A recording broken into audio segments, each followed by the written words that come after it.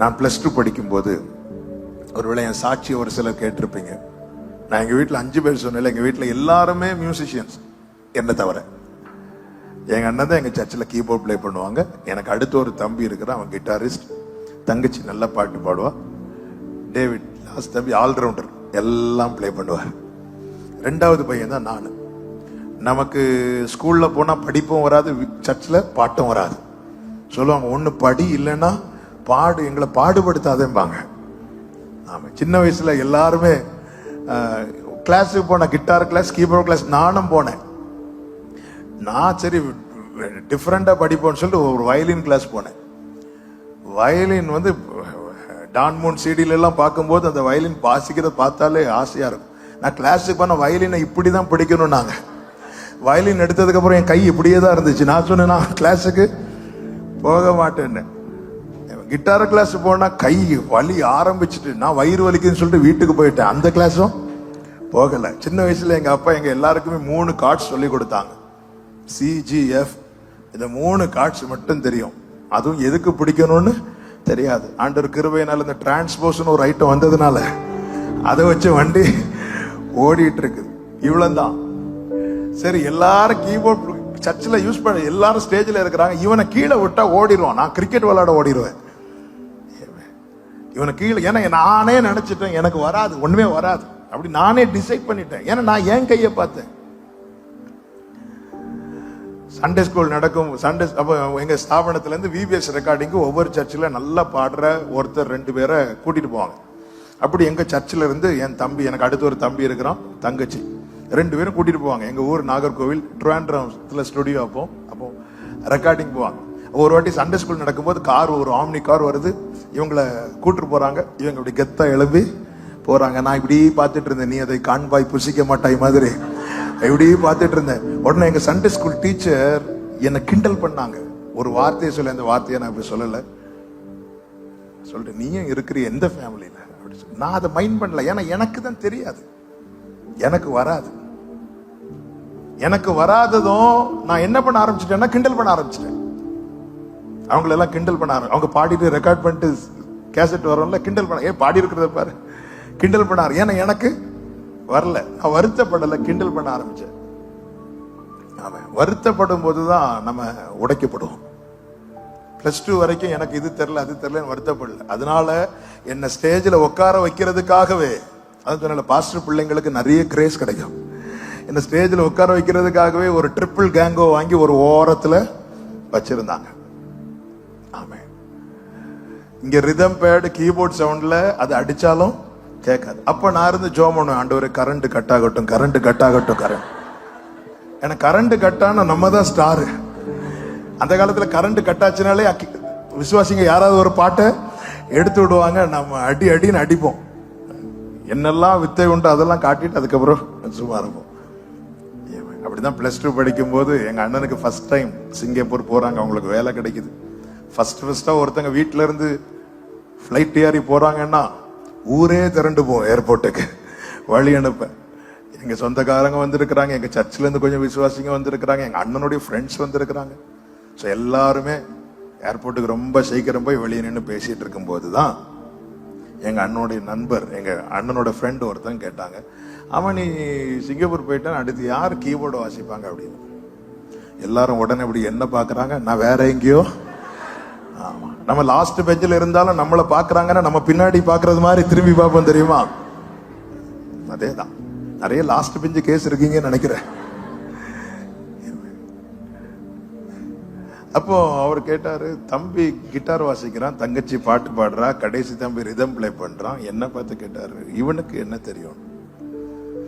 நான் ஜாலியா சொன்னேன், எனக்கு தெரியாது தெரியாது தெரியாது. கேட்கறதுக்கு முன்னாடியே தெரியாதுன்னு சொல்லுவோம்ல, ஒண்ணுமே தெரியாது ஒண்ணுமே தெரியாது. அதுவரை எனக்கு தெரியாதுங்கிறது கவலையே கிடையாது.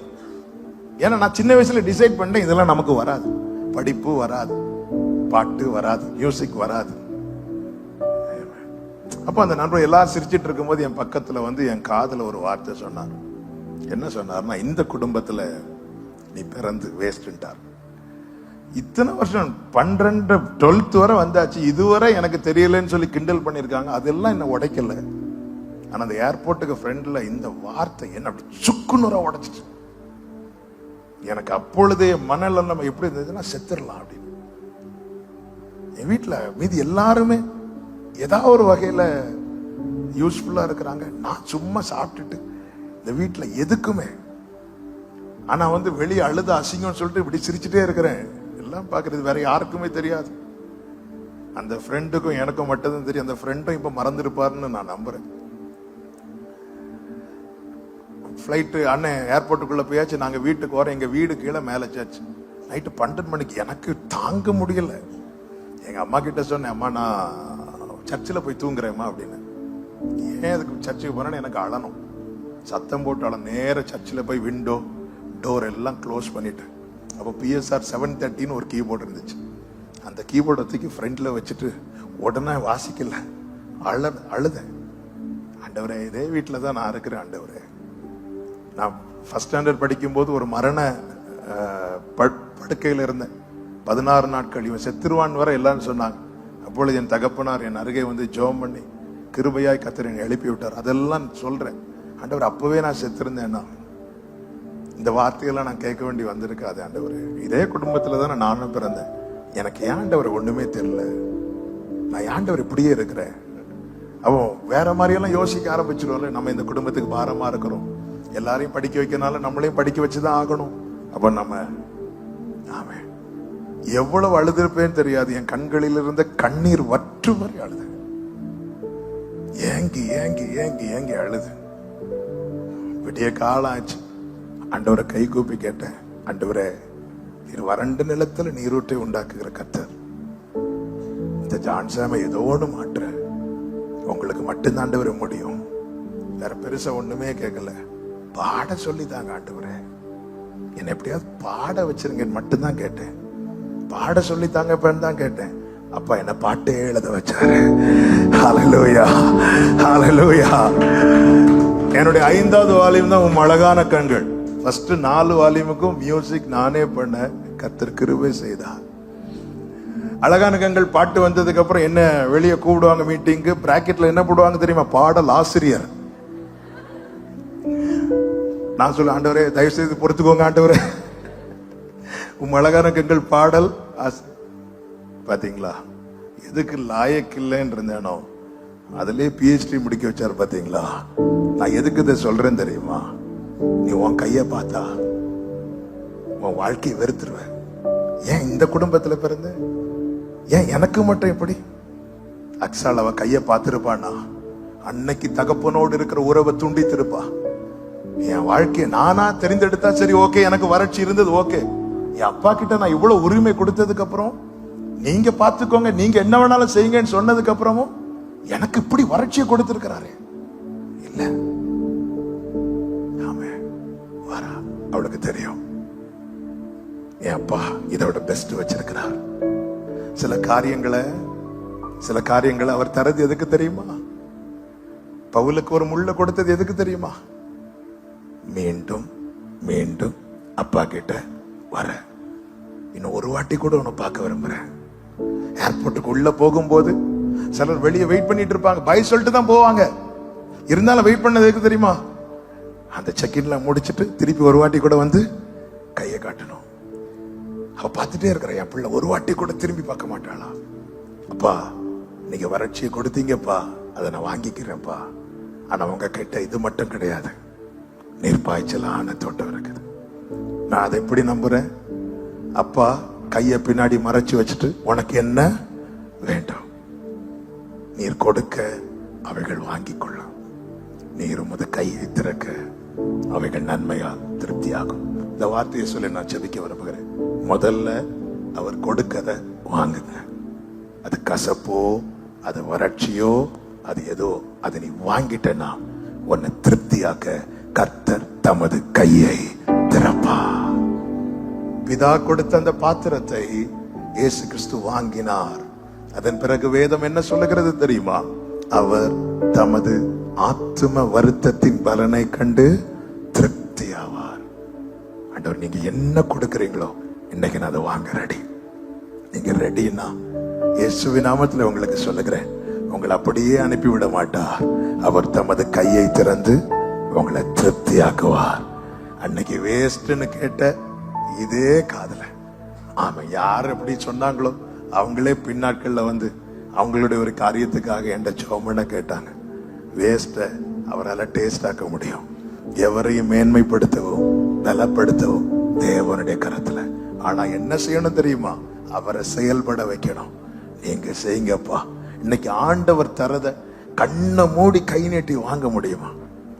ஆமா, அம்மா பிள்ளைக்கு கொடுக்கறதுல என்னெல்லாம் வச்சு கொடுக்கறாங்கன்னு தெரியாது. ஆனா அந்த பிள்ளை அம்மா மேல இருக்கிற நம்பிக்கையில ஆணு வாயத்து இருக்கும். எந்த மகனாவது எந்த தகப்பனாவது தன் பிள்ளைக்கு அப்பத்துக்கு பதில் கல்லை கொடுப்பானா? மீனுக்கு பதில் பாம்பை கொடுப்பானா? முட்டைக்கு பதில் தேளை கொடுப்பானா? பொருளாதாரர்களாகி நீங்களே உங்க பிள்ளைங்களுக்கு ஒரு பிரெட் வாங்கும் போது எக்ஸ்பைரி டேட் பார்த்து தானே வாங்குறீங்க. ஆண்டவர் அதுதான் சொல்றார். அது கொஞ்சம் ஒரு டேட் தாண்டினா கூட நீ அது வாங்க மாட்டேங்கிற. ஏன்னா நீ அட்ஜஸ்ட் பண்ணிடுவ. ஆனா உன் பிள்ளைக்கு பெஸ்ட் கொடுக்கணும். எத்தனை பேர் தங்கள் படிக்கல, ஆனா அதனால என் பிள்ளையும் படிக்க கூடாதுன்னு எந்த பெற்றோரும் நினைக்கல. இரவு பகலாய் உழைத்து கஷ்டப்பட்டு என் பிள்ளை எப்படியாவது ஒரு இங்கிலீஷ் மீடியத்துல படிக்கணும், என் பிள்ளை எப்படியாவது நல்லா வரணும். எல்லாரும் இப்படிதான் அங்க போராடுறாங்க. பொல்லாதவர்களாகிய நீங்களே உங்க பிள்ளைகளுக்கு இப்படி கொடுக்க அறிந்திருக்கும் போது பரலோக பிதா ஆண்டவர் கேட்க, நான் உனக்கு கல்ல தருவேன் நினைச்சியா? நான் உனக்கு பாம்பு தருவேன் நினைச்சியா? நான் உனக்கு தேள தருவேன் நினைச்சியா? இல்ல, விசேஷித்த நன்மையானது ஒன்றை கர்த்தர் நமக்கு நியமித்திருக்கிறார். நான் என்ன செய்யணும்? அவரை செயல்பட விடு. அவர் கொடுக்கிறத வாங்கு. அது எதுவோ, வாழ்ந்திருக்கிற நிலையோ தாழ்ந்திருக்கிற நிலையோ, அவர் கொடுக்கிறத வாங்கு. அதனாலதான் யோபு சொல்றார், கர்த்தரிடத்துல நன்மையை பெற்ற நாம் தீமையை பெற வேண்டாம். ஆரம்பத்தில் அதிர்ச்சியா தான் இருக்கும், ஆனா போக போக அது ஆச்சரியமா இருக்கும்.